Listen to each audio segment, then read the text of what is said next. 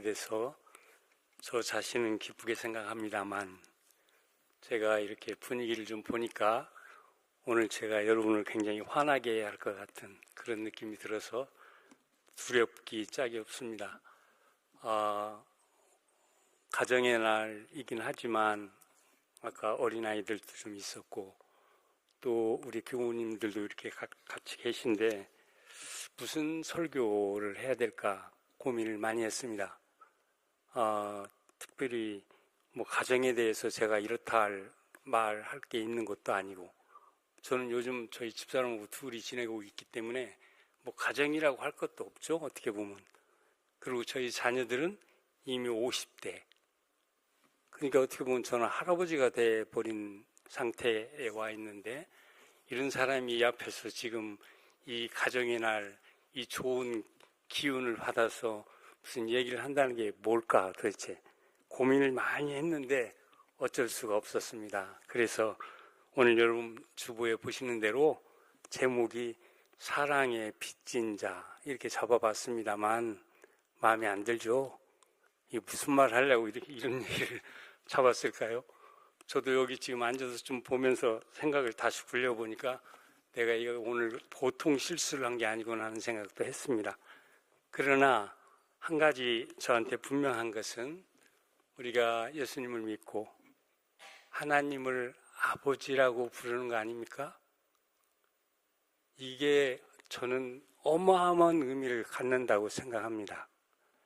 이 세상에 가정이 굉장히 중요한데, 가정이 있건 없건, 가정이 좋건 나쁘건, 그가 만약 하나님과 함께 하기만 하면 그에게 엄청난 축복이 함께 한다는 그 보장, 그것이 바로 하나님의 아버지 되심이기 때문이죠. 그런 점에서 이런 것들이 갖는 성서의 메시지라고 할까요? 하나님의 어떤 그 아버지 되심과 관련해서 하나님이 원하셨던 많은 그런 것들을 이 성경이 우리에게 보여줬는데, 그런 것들을 제끼고 어떻게 다른 얘기를 제 자신은 할 게 없어서 오늘도 역시 성경에 의존해서 이 말씀을 여러분과 함께 잠시 나눠보려고 합니다. 그리스도인들이 꼭 삶을 살면서 견지해야 하는 그게 뭘까? 우리가 예수님을 믿게 됐는데 정말 살아가면서 다른 건 내가 좀 양보를 하지만 이것만큼은 꼭 정말 양보할 수 없다. 이것은 내가 꼭 지켜야 하는 거야 하는 것이 저는 있다고 생각합니다. 저는 그것을 신앙적인 자의식이라고 생각해요. 내가 신앙을 가지고 하나님을 믿고 하나님과의 관계 속에 들어온 이상, 그리고 그 하나님이 그냥 하나님이 아닌 저 하늘에 있는 어떤 신이 아닌 아버지가 되시는 하나님인 한에 있어서는 이거는 어마어마한 어떤 삶의 그 울타리 안에 우리가 서 있게 되는 그런 거 아니겠습니까? 그런 점에서 오늘 이것과 관련해서, 물론 이것을 제가 아주 재미있게 풀 자신은 없지만 이런 것들을 전제하고 오늘 저는 그것을 사랑의 빚진 자라고 하는 제목을 통해서 여러분과 잠시 말씀을 나눠보도록 하겠습니다. 특별히 이제 이런 생각을 제가 갖게 된 것은 우리가 한국에서 이렇게 살고 있고 한국이 그 어느 때보다도 잘 사는 나라가 되고 또 좋은 나라가 되고 있죠. 그럼에도 불구하고 교회도 많이 발전했지만 여전히 교회는 그 많은 신자들이 있음에도 불구하고 약간의 혼란도 좀 많이 있는 것 같고요. 특별히 문제들이 많이 있고, 이 모든 것들은 또 하나님에 대한 신앙을 자신의 욕망과 더불어서 이렇게 좀 연결을 시키고 있기 때문에 좀 문제가 되는 그런 부분이 많이 있는 게 아닌가 하는 생각을 했습니다. 그래서 오늘은 우리 크리스찬들이, 우리 믿는 자들이 우리의 삶에서 꼭 견지해야 하는 신앙적인 자의식, 그리고 그것이 우리 삶에서 어떤 의미를 갖는가를 염두에 두면서 제가 그 말씀을 좀 준비해 봤습니다. 특별히 얼마 전에 제가 유튜브를 통해서 한국의 한 대형 교회에서 드려지는 부활절 예배를 이렇게 본 적이 있습니다만, 특별히 여기에 제가 관심을 갖고 보았던 것은 이때 설교자로 왔던 분이 이제 아주 굉장한 신학자였습니다. 그것도 이제 독일 분인데, 유리겐 몰트만이라고 하는 굉장히 그 희망의 신학이라는 책을 써서 전 세계에 큰 영향을 끼쳤던 분인데, 이분이 설교자로 초청되어 와서 설교하고 예배드리는 모습을 보면서 뭔가 우리가 좀 배울 게 많다 하는 생각이 그때 갑자기 들었습니다. 특별히 이분과 함께 예배드리는 그 모습, 그것이 우리와는 조금 다른, 그러면서도 굉장히 의미 있는 것들이 가득 찬 그런 모습을 보게 됐는데, 특별히 무엇보다도 우리가 믿는 신앙의 아주 근본적인 의미, 이것이 얼마나 중요한지를 사람들에게 선포하고 있는 그 설교가 제 마음을 굉장히 끌었습니다. 그래서 저는 그 이후에 정말 우리가 신앙인이 된다는 게 뭘까 하는 물음을 계속해서 묻지 않을 수가 없었습니다. 우리가 신앙인이 된다는 것, 이 세상에 살면서 저 높은 하늘에 계시는 하나님으로부터 축복을 받는, 현세의 축복을 지향하거나 혹은 형통하는 삶을 살려고 하거나 혹은 종교적인 어떤 복을 받는 그런 어떤 관심을 가지고 신앙생활을 한다 하는 것, 그게 무슨 의미를 갖는 걸까 하는 생각을 갖게 되기 때문이죠. 사실은 신앙을 갖기 때문에 우리는 어떤 의미에서 보면 우리 실존이 어렵고 공궁한 상태에 처했을 때도 어쩌면 더 많은 깊은 신앙의 세계로 들어갈 수 있는 그런 기회를 얻게 되는 그런 것들이 있기 때문에, 이게 우리가 하나님 신앙을 믿는다는 건 그렇게 단순히 이런 말을 할 수 있는 건 아니구나 하는 생각을 하게 되었기 때문입니다. 도대체 크리스찬이 된다 했을 때 이 크리스찬이란 어떤 사람인가요? 그리스도를 믿는 신자들을 지칭하는 용어로 크리스찬이란 말을 쓰고 있죠. 그런데 이 용어가 사도행전에 의하면 사도행전 11장 26절에 나옵니다만, 안디옥에서 처음으로 예수 그리스도의 추종자인 제자들에게 붙여진 이름이었다고 합니다. 예수님을 가까이 따르는 사람만이 크리스찬이에요. 근데 오늘은 이제 예수님을 우리가 못 따르지 않죠, 직접적으로. 우리는 여전히 이제 그 후회를 이어받아서 크리스찬을 하지만, 처음에는 이런 사람을 크리스찬이라고 이름 붙였다, 그런 얘기예요. 한마디로 하면 그리스도에게 속한 사람들이라는 얘기입니다. 크리스찬은 그리스도에게 속한 사람들, 혹은 그를 뒤따르는 사람들, 이런 사람을 가리켜서 크리스찬이라고 한다. 그래서 이런 어떤 것들이 그냥 지어낸 말이 아니라 신약성서는 사도행전 26장 28절 그리고 베드로전서 4장 16절 이런 데서 이런 이름이 사용되고 있는 걸 우리가 보게 된다, 그런 얘기예요. 그런데 재미있는 건 이 말이 처음에는 매우 부정적인 의미로 사용이 되었다고 그러죠. 그리스도인들이 자기네 자신 스스로를 그렇게 이 이름으로 부른 것이 아니라 예수님을 인정하지 않는 그런 사람들이 그리스도인들에 대해서 조롱과 빈정거림을 가지고 붙여준 이름, 이것이 바로 크리스찬이었다는 얘기예요. 이게 태생부터 뭔가 기묘한 갈등 속에서 이 말이 주어진 거죠. 저는 여기에도 하나님의 큰 어떤 경륜이 있으리라고 생각합니다. 그래서 사도행전 17장 6절에 보면 크리스찬은 단순히 이런 말로 표현이 됩니다. 세상을 소란케 하는 사람들. 이게 무슨 말일까요? 좋은 말입니까? 세상을 소란케 하는 사람들. 요즘은 세상을 소란케 하지 않으면 국물도 없죠? 뭔가 소란케 좀 해야 그래도 국물이 나오는 거 아니에요? 근데 크리스찬에서 이런 말이 연결이 된다라고 하는 건 이건 뭔가 다른 의미가 있다, 그런 얘기죠. 뭔가 남다른 자의식을 가지고 살아가는 사람들, 이런 사람을 크리스찬이라고 생각을 했다, 그런 얘기예요. 그러니까 이 말이 갖는 의미의 뜻이 굉장히 다른 그런 것을 우리가 엿보게 됩니다. 특별히 어떤 자의식, 누구도 알지 못한 어떤 강력한 자의식을 가지고 살아가는 사람들, 이런 사람들이 그리스도인이었다, 그런 얘기예요.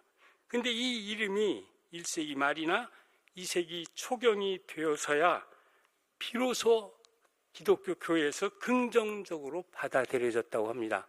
상당히 시간이 오래 걸린 거죠. 처음부터 이 이름이 그렇게 자명하게 받아들여진 것은 아니었다, 그런 얘기예요. 오늘날에도 기독교인들에 대한 비판이 현상적으로는 여러 가지로 말해지고 있습니다. 그러나 그 본질에서는 바로 이런 새로운 자의식, 특별히 그들이 가졌던 자의식은 새로운 피조물 의식이었는데 그것과 무관치 않다, 그런 얘기예요. 이 굉장한 의미를 갖는 그런 말이, 이 의미가 여기에 들어오게 되었다, 그런 얘기입니다. 특별히 요동하는 오늘의 세계 속에서 이런 새로운 의식을 가지고 살아간다는 것, 그것은 그 무엇하고도 비교할 수 없는 큰 삶의 의미를 갖는 것이기 때문이죠.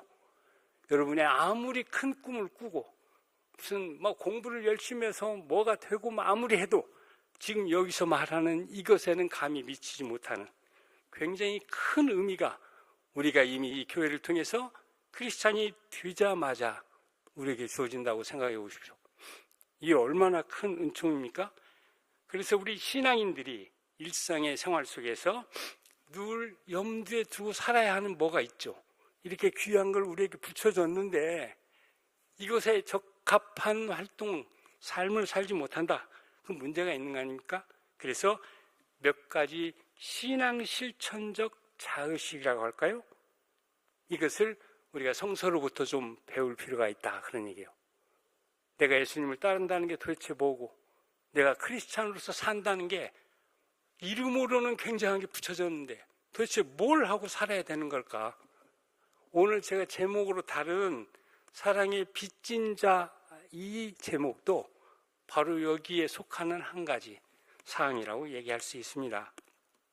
특별히 오늘 본문 말씀, 사랑의 빚진 자, 로마서를 본문 말씀으로 삼았는데, 이 본문 말씀은 우리가 잘 아는 것처럼 신앙인에게 요구되는 실천적인 자의식을 담고 있는 말씀입니다. 우리가 뭘 하면 의식을 가지고, 어떤 의식을 가지고 뭘 실제로 하는 행위, 이것을 표현하는 그런 말씀, 그것이 담겨있는 말씀이 오늘 본문 말씀이다, 그런 얘기예요. 이 말씀은 사도 바울이 일상적인 신앙의 삶을 생각하며 그리스도인들에게 준 신앙 실천적 자의식과 관련된 말씀이라고 합니다. 특별히 이 말씀이 로마서 후반부에서 주어지고 있는 것도 바로 이 때문이라고 하죠. 로마서 전반부, 다시 말하면 로마서 1장에서 11장에서는 11장까지는 하나님의 복음과 인간 구원에 대한 원리적인 말씀이 그 중심에 있었다. 그런데 이제 후반부가 시작이 되는 12장부터는 복음과 구원의 원리가 어떻게 우리 일상의 신앙적 삶 가운데서 구체적으로 적용될 수 있는지를 잘 보여주는 말씀들이다, 그런 얘기예요. 뭔가 약간의 톤을 달리하고 있는 걸 우리가 본다. 그래서 후반부에서는 이것이 어떻게 우리의 일상의 신앙적 삶과 연결될 수 있는지를 보여주는 실천의 말씀, 그것이 바로 이 안에 있었던 말씀이다, 그런 얘기입니다. 흥미로운 것은 이런 신앙 실천과 관련된 로마서 12장을 시작하면서 바울은 우리 신앙생활을 위해 무엇보다도 우리 몸을 산 제물로 드릴 것을 권면하고 있는 거죠. 저는 이 말을 처음 들었을 때 무서웠습니다. 나를 산 제물로 드려야 돼? 이게 뭔 말일까? 이런 생각을 했던 적이 있어요. 나중에 알고 보니까 이건 어마어마한 축복의 말씀인데 그때는 그 말이 잘 이해가 되지 않았습니다. 특별히 나를 산 제물로 드리면서 시대적 풍조로부터 뭔가 비판적 거리를 가지고 하나님의 뜻을 분별하면서 신앙생활을 해나가는 것, 그것이 바로 바울이 로마서에서 밝힌 신앙인의 삶의 자세다, 그런 얘기예요. 특히 하나님과 이 세상 풍조를 대립 구도로 설정한 것, 이것은 뭐 이 세상이 저주받아야 된다, 그래서 그렇게 한 것이 아니라 이렇게 할 때에만 하나님으로부터 들려줄 수 있는 깊은 삶의 메시지가 우리에게 다가올 수 있다고 생각했기 때문에 바울은 이 둘을 대립적인 관계에 놓았다고 생각이 듭니다. 특별히 우리가 신앙인이 되어도 만약 이 대립적인 의식이 없으면 우리 의식에서 별다른 특성을 드러내지 못하고 살아갈 수도 있는 그런 측면이 있기 때문이죠. 아무런 비판 의식 없이 이 세상 풍조를 따라서 살아가는 그리스도인이 너무 많은 것도 저는 바로 여기에 그 이유가 있다고 생각합니다.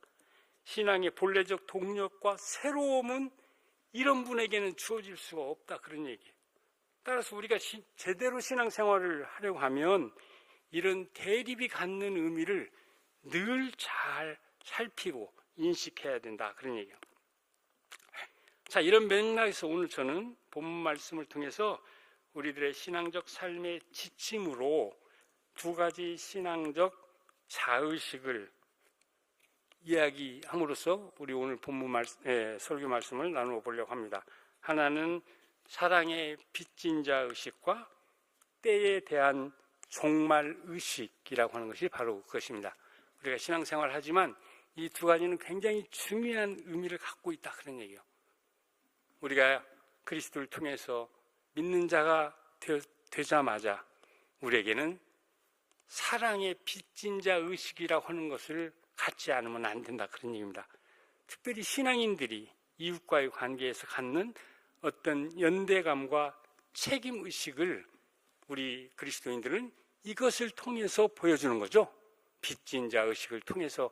그러니까 옆에 있는 이웃이 우리를 바라볼 때 무슨 생각을 할까요? 무언가 남다른 생각을 하지 않겠어요? 우리하고는 다른 사람이네, 똑같은 사람인데, 이런 생각 가질만 합니다. 그런 어떤 이런 귀한 삶의 어떤 방식을 지금 사도 바울이 그리스도를 따르는 사람들에게 추천하고 있는 것입니다. 특별히 이 사랑을 빚졌다고 그랬죠? 빚과 연결시킨 것, 어떻게 보면 좀 의아한 생각이 듭니다. 우리가 어떻게 사랑하는데 그걸 빚이라고 생각할까? 이것은 뭐 채권자의 불확정성 문제를 내포하고 있는 것처럼 보이고, 그래서 잘 어울리지도 않는 것처럼 보이기도 합니다. 일반적으로 우리는 사랑이란 것을 채무, 빚 이런 걸로 여기는기보다는 오히려 우리 자신이 좋아서 하는 주관적 감정과 관련된 자발적인 행위로 여기기 때문이죠. 그런데 왜 바울은 이런 말을 하고 있을까요? 그저 사랑하라고 해도 충분했을 텐데 바울은 왜 그것을 이처럼 채무의식을 붙여가지고 연결시켜서 말을 하고 있는 건가요? 하나님을 믿는 신앙인의 독특한 의식을 염두에 두지 않았으면 아마도 이런 일을 하지 않았을까라, 그런 얘기죠. 신앙인은 뭔가 남다른 의식을 갖고 살아가는 사람이다, 그런 얘기입니다. 신앙적으로 볼 때 사랑한다는 것은 이만하면 되었다고 할 수는 없는 것이죠. 그런데 일반 사람들은 그것을 잘 인식하지 않으려고 하기 때문에 사랑의 빚이란 말을 강하게 사용하고 있다 여겨지기 때문입니다. 그런데 여기서 놀라운 것은 사도 바울이 이 사랑이 하나님의 계시인 율법을 완성한다고 말하고 있다는 사실이에요. 이게 굉장히 놀라운 은혜에 속합니다. 여러분 한번 생각해 보세요. 우리가 어떤 좋은 일을 한다는 거, 이거 쉬운 일이 아니에요. 결심하고 뭐 해도 어려운데 바로 이것으로 자연스럽게 선한 일을 하게 되는 그런 게 가능해진다 하는 걸 알게 됐다, 그런 얘기예요. 그래서 사랑이 율법을 완성한다? 율법은 죽었다 깨도 우리가 다 지킬 수 없는 거야. 이게 우리들이 갖고 있는 통념입니다. 저도 처음 이제 조금 은혜 받았다고 생각하던 청년 시절에 기도도 좀 하고 새벽 기도하고 뭐 금식 기도도 해보고 뭐 뭔가 하여튼 남다른 거 한번 해보자. 얼마 못 가. 잘 안 돼요. 재미도 없고. 내가 지금 뭐 하고 있지? 이런 생각도 들고. 그런데 실제로 신앙인이 되면 이 사랑 혹은 율법이 말하고 있는 그것을 지켜내는 힘이 그때부터 주어진다, 이런 얘기예요. 자, 여기에 사도 바울이 우리에게 권면하는 신앙에 엄청난 힘이 있다고 생각합니다. 신앙인은 하나님을 믿는 독특한 의식을 염두에 두고 살기 때문이죠. 신앙적으로 볼 때 사랑한다는 것은 이만하면 되었다고 할 수는 없는 것인데 일반 사람들은 그것을 잘 인식하지 않으려 하기에 인간적 노력으로는 사랑은 결코 완전성에 도달할 수 있는 것이 아님을 알려주기 위해서 사랑의 빛이란 말을 의도적으로 썼다, 그런 얘기예요. 사랑은 완전한 상태에 갈 수가 없어. 그걸 포기하게 만들기 위해서 사랑의 빛이란 말을 썼다. 그런데 여기서 놀라운 것은 바울이 바로 이 사랑이 하나님의 역사적 계시라고 말하죠. 율법은 하나님의 역사적 계시인데 율법을 완성한다고 말하고 있다는 사실이에요. 이게 놀라운 얘기입니다. 사랑이 하나님의 역사적 율법을 완성한다. 계시를 완성한다. 그런 얘기예요. 그래서 사랑하는 자는 율법을 성취하는 것이라는 거죠. 사랑의 빚은 다 갚을 수는 없는 것이지만 그래서 사랑에는 그 완전성에 도달하는 것이 불가능하지만 그러나 이 사랑을 통해서 놀랍게도 하나님의 뜻인 율법의 완성이 주어지더라, 그런 얘기입니다. 이런 축복, 앞서간 신앙의 선배로서 바울이 깊이 맛보았기 때문에 자신의 성서에 이런 말씀을 남기고 있는 겁니다. 이 말은 바울이 율법을 완전하게 실천하는 것이 얼마나 어려운지를 알았기 때문에 이 말을 다른 분들에게 이렇게 알려주고 있는 거죠. 그래서 로마서 7장 말씀을 음미해 보면 굉장히 놀라운 느낌을 갖게 하는데 바울은 여기서 인간은 타락 이후에 자기 중심적인 본성 때문에 율법을 이루어낼 수 없다고 말한 바가 있는 겁니다. 인간은 절대 모든 좋은 규칙 이뤄낼 수 없어. 한두 가지 하다 그치고 말아. 자기 중심적인 본성이 살아있기 때문에 이 율법을 결코 이뤄낼 수 없다. 이런 생각을 가지고 있었다, 그런 얘기예요. 그런데 바울이 이 신앙인들이 사랑의 빚진 자 의식을 가지고 살아가자마자 거기에서 놀라운 일이 벌어졌는데 사랑을 완성할 수는 없지만 그러나 거기에서 뜻밖의 율법을 바르게 실천하는 그 율법을 성취시키는 삶의 길이 보여지더라, 그런 얘기예요. 그래서 오늘 바울은 이 놀라운 얘기를 우리에게 들려주고 있다. 자, 그렇다면 우리는 본래 이 사랑과 율법이 긴밀한 관련성을 가지고 있었다는 사실을 알게 되는 거죠. 본래는 다른 거라고 생각했어요.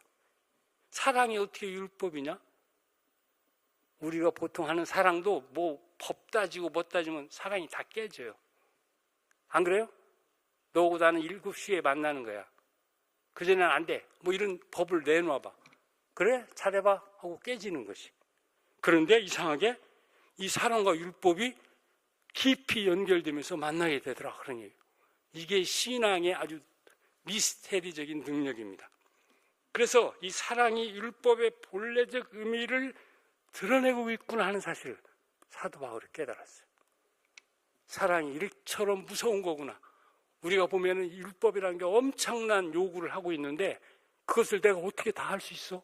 도저히 못해 라고 생각했는데 내가 사랑이 깊으면 깊을수록 이 모든 요구를 다 충족시키는 놀라운 삶을 살고 있게 되더라는 걸 알게 됐다, 그런 얘기입니다. 일반적으로 생각할 때 사랑과 율법은 그 의미가 다른 것이죠. 율법은 부정적인 것이고 사랑은 긍정적이며, 율법은 삶의 특정한 부분과 관련되지만 사랑은 삶의 전체성과 관련된 어떤 행동으로 작동한다고 생각했던 거죠. 따라서 일군의 상황윤리학자라는 사람들이 있었는데 사랑은 율법의 끝이다, 이런 주장을 했다고 합니다. 저도 잘 모르는 말이지만 뭔가 의미가 좀 있는, 그러나 뭔가 좀 이렇게 반대를 하는 그런 생각이 좀 들기도 합니다. 그래서 이들은 율법 그런 것, 그런 말 하지 말고 그냥 사랑 하나면 충분하다, 그냥 우리는 사랑하고 살자, 이런 얘기를 했대요. 그래서 사랑이 왜 그럴까? 그 안에 선한 도덕적 내용을 포함하고 있다고 여겼다는데, 사랑을 하게 되면 어떤 상황에서도 바른 행동이 무엇인지를 알게 된다고 생각했답니다. 어떻게 하다 보니까 상당히 의미 있는 말을 발굴해내게 됐다, 그런 얘기예요. 이 주장은 사실 어떻게 보면 굉장히 문제적이죠. 어떻게 이렇게 되지 않습니다. 사랑이 곧 선이고 모든 의미 있는 삶의 규범까지도 우리가 밝혀주는 것은 아닌데, 사랑 하나로 모든 걸 다 그냥 이렇게 섭렵하고 넘어가는 거, 이게 잘 된 걸까? 그런데 놀라운 얘기는 사랑이 율법을 완성한다는 저 바울의 말, 저것은 오히려 약간의 다른 의미를 갖고 있다고 그러죠. 그래서 여기서 사랑은 율법을 완성한다라는 의미가 아니라 상호 보완적인 어떤 그런 관계 속에 들어가게 만든다 함으로써 율법은 사랑을 필요로 하고 사랑도 율법을 필요로 한다는 말로 이해를 할 수 있게 되더라, 그런 얘기예요.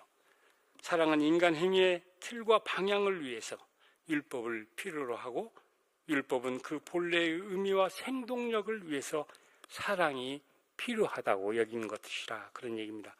결론적으로 얘기하면 바울은 사랑의 빚진 자 의식을 갖게 됨으로써 저 사랑이 율법을 폐기하지 않고 오히려 그것을 완성시킨다는 놀라운 깨달음을 알게 되었다는 겁니다. 바울이 사랑의 빚 외에는 어떤 빚도 지지 말라고 말한 것도 바로 이 때문이었습니다. 사랑 이외에 다른 빚은 다 율법의 판단 아래 놓이게 되지만 사랑은 오히려 그 율법을 완성한다고 보았기 때문이죠. 그러나 사랑이 이렇게 중요한 의미를 갖는다면 남는 문제는 도대체 누가 그리고 어떻게 그런 사랑을 할 수 있느냐 하는 문제가 남아 있다는 겁니다. 이 물음은 우리가 사랑을 제대로 실천하려 할 때 늘 부딪히게 되는 매우 중요한 문제이기도 합니다. 도대체 누가 사랑할 수 있는가요? 어떤 능력과 힘으로? 이것은 매우 어렵고도 중요한 문제입니다. 우리 경험상 이 문제는 사랑이 갖는 저 의미 못지않게 더 중요한 현실적 문제로 다가오기 때문이죠. 도대체 누가 어떻게 저 불가능한 사랑을 할 수가 있단 말인가요? 오늘 본문에서 바울이 말하고 있는 때에 대한 또 하나의 말씀, 오늘 본문에서 바울이 이 때에 대한 얘기를 하고 있습니다. 이 때에 대한 말씀이 바로 이런 맥락의 연결선상에서 주어진 건데, 뜻밖의 이 말씀에서 우리는 저 사랑에 대한 대답을 얻게 되는 가능성을 보게 되더라, 그런 얘기예요. 그것은 바로 때에 대한 바른 인식과 관련되기 때문입니다. 그래서 바울은 이것을 다음과 같은 말씀으로 대답합니다. 또한 너희가 이 시기를 잘 알거니와 지금은 자다가 깰 때가 되었으니, 그런 말을 하고 있죠. 때에 대한 새로운 인식과 그리고 때에 대한 종말 의식이 새롭게 중요한 의미를 갖고 등장을 한 것이죠. 도대체 이 양자 사이에 어떤 연결성이 주어질 수 있는 가능성을 보여주고 있는 겁니다. 왜 갑자기 사랑을 이야기하다가 이런 말씀을 바울은 하고 있는가요? 무엇보다도 사랑하는 삶이라는 것, 내 의지나 능력이나 지혜만으로는 잘 실현되지 않는다는 것을 뼈저리게 알게 되었기 때문입니다. 그래서 어떤 새로운 의식과 힘이 주어져야만 한다 생각했는데 오늘 말씀은 바로 이것을 때에 대한 새로운 인식과 종말 의식으로 말하고 있는데, 바로 이것으로 비로소 우리의 시간이 그저 흘러가는 무의미한 시간이 아니라 어떤 목적과 의미를 가진 새로운 시간이 되는 것을 깨닫게 되었다는 겁니다. 시간이 많지 않다는 이 때에 대한 종말 의식이 우리를 고무시켜서 새로운 삶을 향해 나아가게 한다는 것을 새롭게 깨달아 알았기 때문에 바울은 이런 말을 우리에게 남겨놓았다, 그런 얘기예요. 그러면서 바울이 한 말이 무슨 얘기입니까?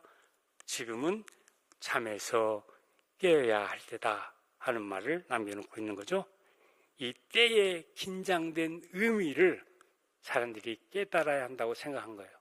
이 때가 어느 때인가를 늘 잘 긴장하면서 살펴봐야 된다. 이 때의 의미, 그것을 우리가 알게 되면 그 다음에는 뭐든지 우리가 할 수 있는 거다 하는 얘기입니다. 초대 그리스도인들이 보여주었던 이 세상 현실 속에서 고귀한 사랑의 실천, 도대체 어떻게 저런 고귀한 사랑을 실천했을까 하는 것도 이 때로 인해서 가능했다는 겁니다. 왜 그랬을까요? 바로 이 때에 대한 인식을 하게 되면 그때 나에게서는 어둠의 일이 더 이상 나를 괴롭히지 못하고 새로운 삶으로 나아가게 되고 육신의 일을 도모하는 것을 넘어서게 하더라는 거예요. 그때를 생각하면 할수록 내가 자꾸 선한 쪽으로 나아가고 있는 나를 보게 되더라, 그런 얘기입니다. 그런 점에서 오늘 바울이 본문에서 교훈적으로 추천하고 있는 여러 가지 삶의 모습들이 나오고 있습니다. 낮에와 같이 단정히 행하고 술 취하지 않고 음란과 호색하지 않고 쟁투와 시기하지 않고 정욕에 따르지 않는 삶을 사는 것, 이것은 어떻게 이런 삶을 살 수 있을까요? 이것은 인간이 가진 어떤 지혜나 능력으로는 도저히 이렇게 살기가 어려운데 바로 저 때에 대한 새로운 인식, 그것이 이 모든 것을 가능하게 하더라는 얘기예요. 이게 얼마나 큰 놀라운 사실입니까? 그래서 처음 그리스도인들에게 일상화되었던 삶의 원리가 있었다고 하는데, 사랑하는 삶의 비밀이죠. 처음 그리스도인들은 뭔지는 모르지만 사랑하는 삶을 비밀스럽게 늘 행하고 살았다, 그런 얘기예요. 그런데 그것이 가능했던 이유 살펴보니까 어디에 있는 것 같습니까?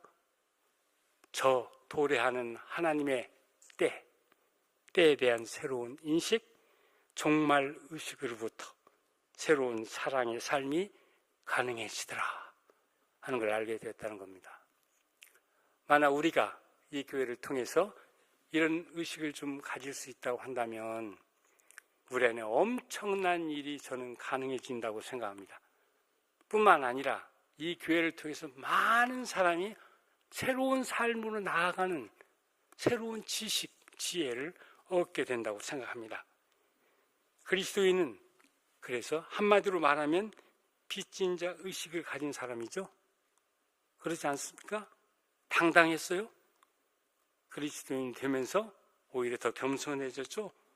빚을 진 사람이기 때문에 그렇습니다. 하나님께 대해서 빚을 졌고 이웃에 대해서 빚을 졌고 국가에 대해서 빚을 진 사람들, 그 사람들이 바로 우리 그리스도인이기 때문이죠. 그래서 바울은 이것을 로마서 1장 14절에서 믿지 않는 세상에 대해 복음을 전해야 할 빚을 우리는 지고 있고, 8장 12절 13절은 육적인 삶이 아니라 영적인 거룩한 삶을 살아야 할 빚도 지니고 있고, 그 다음 13장 6절에서 7절에서는 국가에 대한 세금을 납부해야 할 빚도 지고 있는 사람들, 이런 사람을 그리스도인이라고 생각했다고 합니다. 그런데 이 말씀이 오늘 우리에게 주는 교훈이 있습니다.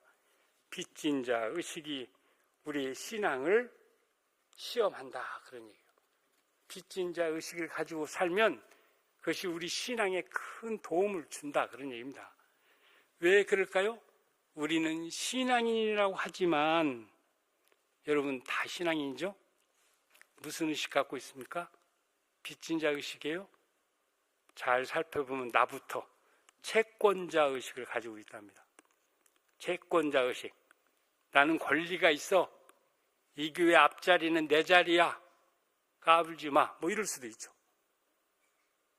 이게 이상한 거예요. 예? 신앙인인데 채무자 의식이 아니라 채권자 의식. 그래서 바울이 전혀 반대의 언어를 가지고 우리 신앙인을 지금 설득하고 있는 거 아닙니까? 우리 신앙이 잘 자라지 못하는 거 왜일까요? 여러분이 뭐 기도가 약해서 매주일 뭐 예배를 참여를 안 해서 감사를 잃어버려서 아닙니다. 채권자 의식이 우리로 하여금 그런 자리에 갈 수 없도록 담을 치우고 있기 때문에 그런 거죠. 그래서 이 빚진 자 의식은 이 채권자 의식을 부수는데 아주 큰 효력을 발휘하는 의식이라고 합니다. 그러나 사람들이 이것을 굉장히 기피하고 있는 거죠. 그래서 우리가 뭔가 새로운 지혜를 사도 바울이나 성서의 말씀을 통해서 들어야 한다고 생각합니다. 왜 그럴까요? 우리가 하나님을 믿지만 하나님은 저 하늘에 계신 게 아니라 우리의 아버지가 되시기 때문입니다. 저는 근래 와서 이 사실을 새삼스럽게 깨달으면서 놀라운 은혜를 받았다고 할까요? 하나님이 아버지가 된다? 하나님이 나와의 아주 좋은 관계 속에 들어갈 수 있다? 그러면 내가 무엇을 가지고 고민을 하고 무슨 삶을 향해서 나가야 하는 거지? 너무나 분명해지는 그런 느낌을 가졌기 때문입니다. 특별히 사도 바울이 때에 대한 종말의식을 역설함으로써 새로운 삶의 길을 보여줬던 것도 하나님과 더불어서 주어질 수 있는 것, 그것이 바로 이 종말에 해당하기 때문에 그런 거죠. 그래서 시간이 많지 않다는 이 의식, 이것을 종말의식이라고 얘기하는데 이것 때문에 우리 신앙인은 사랑하게 되고 또 절도 있는 삶을 살게 되고 정숙한 삶을 살게 되고 다툼을 피하고 육신의 욕망을 따르지 않는 삶을 살게 된답니다. 봄이 오면서 급격하게 이 분위기가 바뀌고 있습니다. 집안에 가만히 있기가 힘들죠? 좋은 봄날 햇살이 우리를 밖으로 이렇게 끌어들이는 그런 어떤 기간을 우리가 지내고 있습니다. 무슨 말을 하려고 이러냐 할까요? 지금은 우리가 잠에서 깨어야 할 때라는 얘기입니다. 잠자고 있으면 안 됩니다. 이 좋은 봄에 잠에서 깨어서 이 세상의 밤은 깊지만 그러나 주님과 더불어 우리에게 주어지는 낮이 가까움을 생각하면서 우리 신앙을 더욱더 굳건하게 만드는 그런 축복이 여러 교우들 모두에게 함께하길 기원합니다. 기도하겠습니다.